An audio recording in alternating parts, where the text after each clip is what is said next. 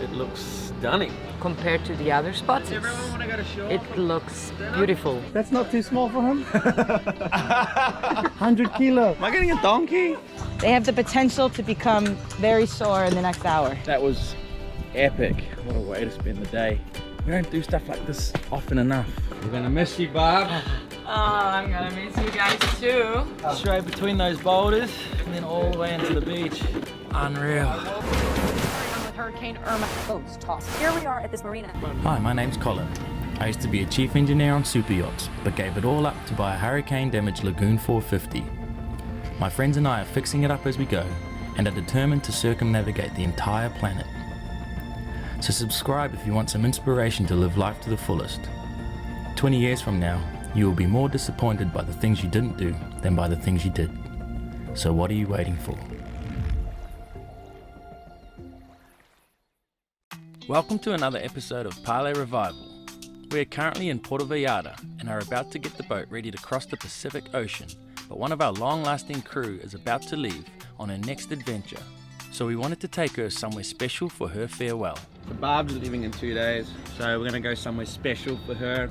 Aww. It's called Yelapa, straight across the Bahia Banderas, and also it's a downwind sail. We haven't sailed downwind for like 3 or 4 months. It's been a long time. So we're gonna put the spinnaker out.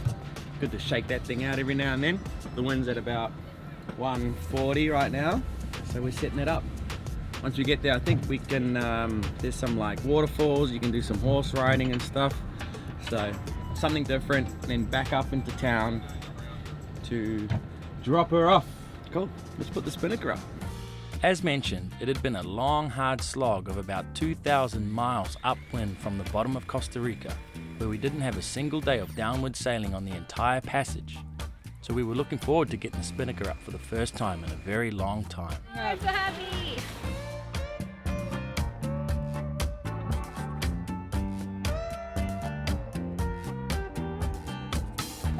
Keep going. Oh yeah, look at her go.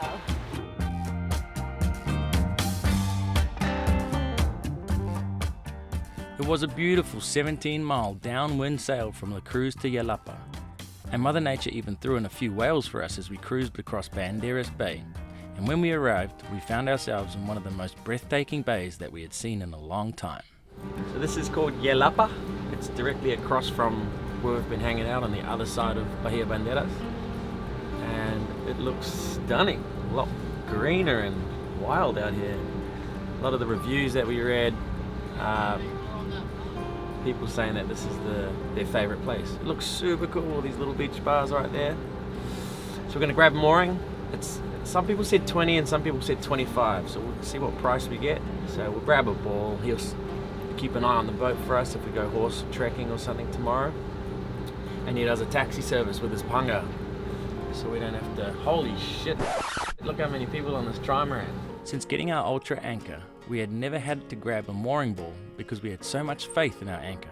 But the anchorage was about 100 feet deep, unless you got way up close to shore, so we reluctantly grabbed the mooring ball this time round. So nice.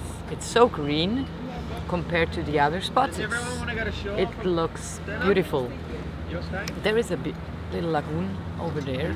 It's like a little tiny, really tropical town, beach town, I guess. You have like last full dense forest and then few buildings and then all colorful. Like you don't get to see that many colors at the same time, you know? Like really picturesque. Yelapa is still only accessible by boat, so it was amazing to think about the amount of materials brought in here on little lunches to build this town in the middle of nowhere. It had a very special feeling about it. All right, good morning, guys. We're all in a mad rush because today we are going Horse riding! horse riding. I did it first. Jamie, excited? I think we're getting stitched up here, right? Tom doesn't have a pair of pants to ride horses in, so I'm giving him Lululemon. Oh my god, that's hello. It's alright. Okay guys, let's do this. Alright, we're at Fanny's. He's got tons of horses. He was gonna charge us $30 and just take the horse for the day. Well, we got no idea where we're going, what we're doing. So we're getting a guide. That's not gonna hold you, Jamie. Fuck. Oh, that poor horse. Okay, come. That's not too small for him. 100 kilos. Have you ridden a horse before? A couple of times, not for like 20 years. Oh man, that saddle looks uncomfortable. You need to get a pair of them leggings. He's trying to get it to go. ¿Cómo te llamas? Se llama Yudi. Yudi? Yudi. Hola, Yudi. Oh, Yudi is a beautiful horsey donkey. Is that a donkey? It's not. Am I getting a donkey? I'm on a donkey in a swamp. Feels pretty good. Sounds like it's struggling.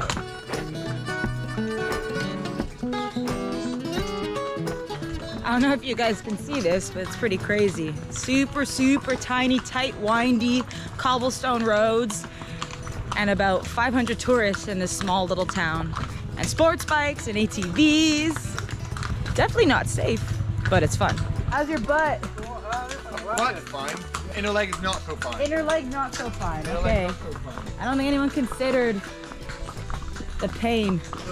I'm gonna admit my inner thighs are slightly tender. They have the potential to become very sore in the next hour. Yeah. Maria's gone side saddle. Yeah, it's just, it's been a while since I haven't had for that long my legs wide open. So we kept trekking further and further up into the hills. The scenery was awesome and it finally felt like the wild Mexican terrain that we had all seen in the movies. But the further inland we got, the hotter it got, so we were stoked to find a waterfall at the end of the track for us to cool off in. We had found our own little slice of paradise, and we were in no rush to head back anytime soon.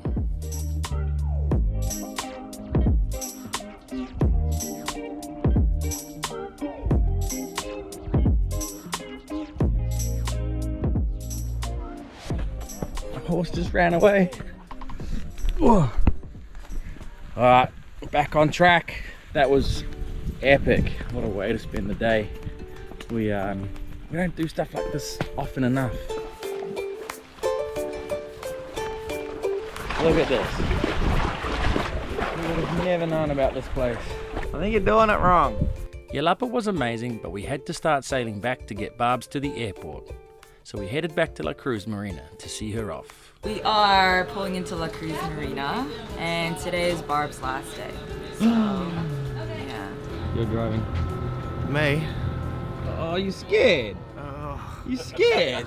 No. Oh, 3 knots of wind. Oh, the dish is queen. How many dishes have you done in the last 2 months? I don't know. I actually don't know. How many times have you cooked? Once. We're gonna miss you, Barb. Oh, I'm gonna miss you guys too. Life is a winding road, no telling where it goes. Driving through days and nights, won't stop for traffic lights. And I really wanna know, really wanna know. So, yeah, I'm back with my backpack friend, and we're gonna hit the road again to Costa Rica for surfing. That means I'm leaving the boat and the best crew. It was so much more than I expected. We just calculated the miles I did with this amazing family. It was 2,930 nautical miles I did on this boat, which is, wow, amazing. You guys made this adventure even more amazing that I've ever could expect it. It's not only about sailing, being on a cool catamaran and sailing around the coast or like exploring new countries.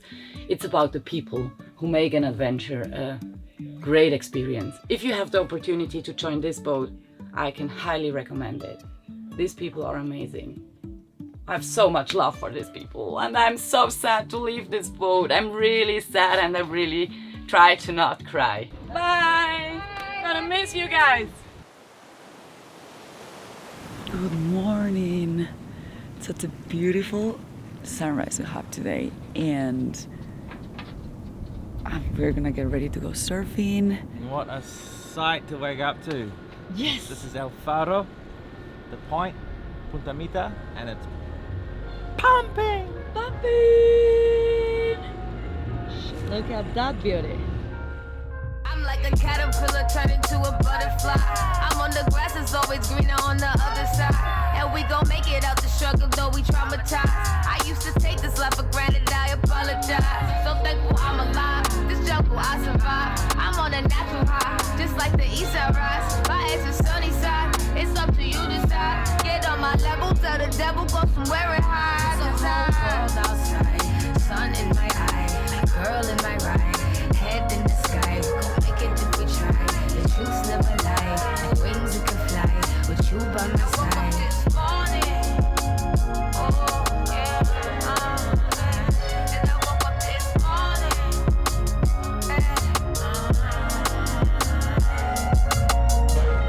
I'm exhausted. Put the best wave of my life, I think. Straight between those boulders and then all the way into the beach. Unreal. I nearly got one. So after one of the most epic surfs we'd had since Nicaragua, it was time to say goodbye to another crew member, Will, who had also sailed all the way up the coast with us from Costa Rica. We were starting to transition from having a full boat to dropping down to just a few core crew to start pulling the boat apart to prepare her for crossing the Pacific Ocean, including hauling the boat out in a couple of weeks. So you've done 2,000 miles? I've done 2,000 miles. It's a good experience. Everyone should sail if you've not sailed before, or just spend time in a boat. Get out there and be wild and free, and it was very fun. Very fun. A lot of fish, a lot of surfing. Bye, Daddy. What an adventure. Hey, brother. See you, long one. Thank you. Muchas gracias, Captain. Very good. Oh, Captain, my Captain. Oh, I hope you still keep singing the sea shanties. I'll send you my playlist.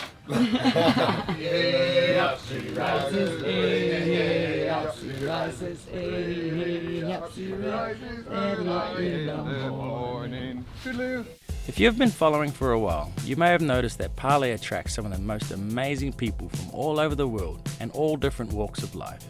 Crew normally contact us via Facebook or Instagram, but we are also on crewing websites such as Crewbay, Find a Crew, or Crew Seekers. We then have quite a lengthy process of interviews for anyone wanting to join, as Parlay is literally our home, but if crews seem like they're going to be a good fit, they are welcome to stay for as short as a couple of weeks to, well, in Jamie's case, almost 5 years. We base this mainly on the vibe and how well everyone is getting along, because living in close quarters can come with its fair share of challenges. But every single person who lives on Parlay leaves an impression on the rest of us, as you become such a tight-knit family when living on a boat. So it's never easy to say goodbye, especially to those who have actually put some blood, sweat and tears into fixing Parlay. Thomas is leaving. He is moving on to his next adventure, which he is going to tell you all about now. I met Colin a year and a half ago in Linton Bay after the sail fell through from the boat that I flew to Panama to buy from Australia, and it's exactly what I needed. I'm hugely appreciative of the time here on the boat, of learning, of the time we've all spent together. And there's not many people who get like a second chance, especially in this lifestyle. This has been amazing for me, but it's not feasible for me to stay. It's time that I start thinking about my future. I think that meeting Colin and meeting Jamie and Britt and all the crew and all the past crew, they're friends for life now. I'm really looking forward to following the journey and being proud that I was a part of it. So, yeah. Good luck, everyone. I'm doing my Yachtmasters, Yachtmaster Coastal and Yachtmaster Ocean. So if anybody has a boat that needs delivering from after April 2023, here's my email here. Send me a message. I'm available. Paradise Marina, Paradise Marina, Paradise Marina. This is Parlay, Parlay, Parlay. Do you copy? So we had invited our patrons to come hang out with us in Puerto Vallarta, and a whopping 50 people had said that they would fly down for the meetup. So we decided to move down to Paradise Village to see if that would be a suitable place to host such an event. They obviously all can't stay on Parlay, so the Marina Resort sounded like a good option for us to check out. This was a recommendation from Brian from Delos, because they did a Patreon meetup here. and we're really starting to gear up to prepare for the Pacific crossing now. We have to haul the boat out, we have to redo the anti-fouling, I've got to do some sail drive work. So yeah, we're really starting to think about that crossing. We're buying lots of parts. I think we've found a freight forwarder to get parts from the States to here. So it's all happening. But as well as doing a massive meetup, we needed to be based in a marina to start preparing for the Pacific crossing. So we were hoping Paradise Marina would be a suitable spot.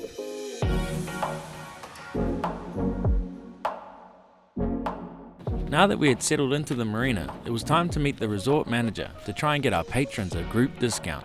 I even wore something other than Parlay Revival t-shirt for this occasion. Try to just dress smart, you know? Jamie did his beard. Yeah. Show us. I got fight. I just chopped one in. How big this place is.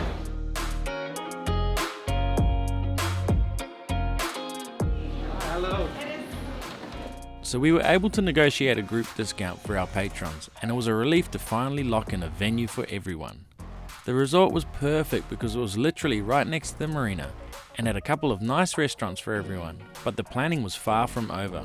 We wanted to take everyone sailing every day, so we would have to organise other sailboats to come out with us, as everyone wouldn't be able to fit on Parlay all at once.